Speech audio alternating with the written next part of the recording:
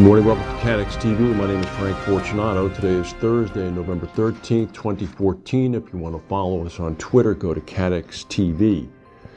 Chief Operating Officer of Catlin, Paul Jardine, in a conference in Bermuda earlier today, said that he believes that even more capital might be needed in the reinsurance market to cope with growing risk demands of clients. This is a little bit of heresy, considering the fact that so much capital is in the reinsurance market now. But Mr. Jardine seems to be looking at the long game, perhaps very appropriately so. A number of people are on record, including the chairman of Lloyd's, John Nelson, is saying that some $1.4 trillion of new insurance premiums are going to be coming into the market by 2025, mainly from emerging economies. In order to insure that risk, you have to have the capital. Mr. Jardine understands that.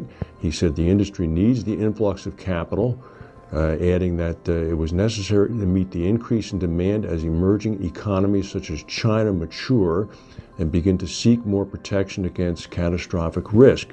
He said the rise of megacities will also contribute to increased concentrations of exposures that challenge the reinsurance industry. He said, we may have excess capital in the next 1 to 3 years, but if you look out over the longer term, we may need more capital, because without it, you can't innovate and you can't take more risk off our clients. Good for him.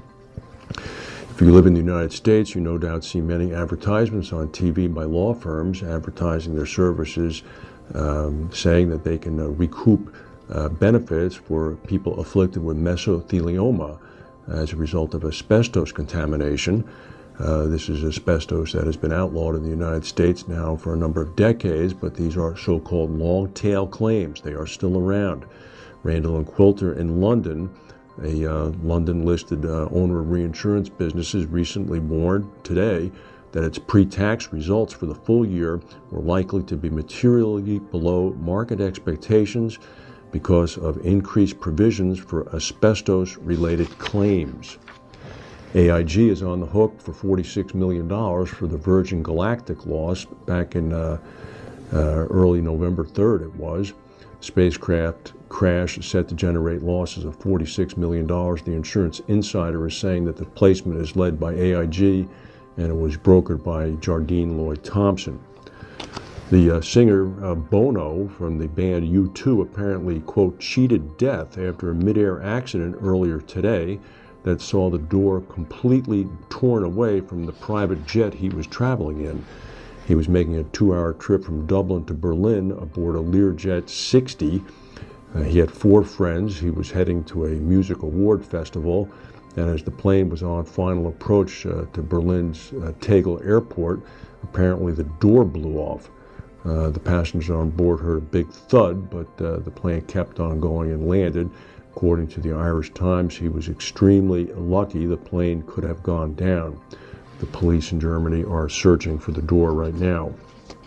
In a place called Miami, Arizona, fire crews are scrambling and residents are on edge after a series of 4 large explosions at a copper smelting plant. The Freeport McMoran smelter apparently blew up last night.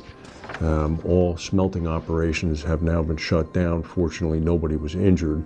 No word on any business interruption claims for this.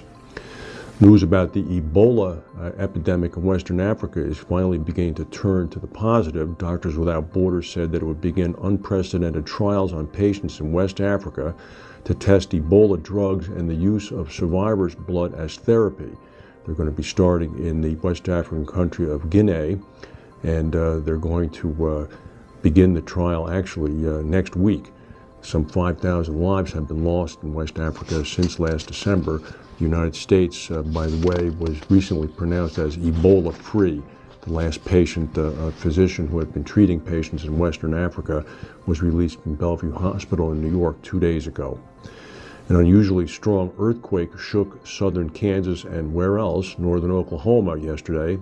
This was a 4.8 quake. It was centered about 33 miles southeast of Wichita. The strongest earthquake in Kansas's history was a 5.1 back in 1867. This quake was felt as far away as Arkansas, Texas, Iowa, and Tennessee. U.S. Geological Survey has said a likely factor in the dramatic increase in earthquakes in this area is a result of wastewater injection, a byproduct of the oil and gas fracking process. If you've been to Bermuda and talked to the cab drivers, you'll know that the actor Michael Douglas has a very long connection to Bermuda. Mr. Douglas's family, his mother is a Bermudan. Mr. Douglas's family has been on the island since 1630, over just about 400 years.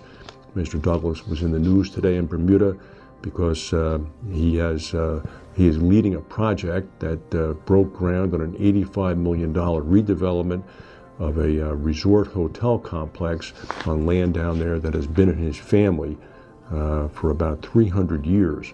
So Mr. Douglas broke ground on the Ariel Sands property and indicated that a Swiss-German management team is going to be brought in to run the hotel, but then impart its skills to native Bermudians so that they ultimately will be able to operate the facility.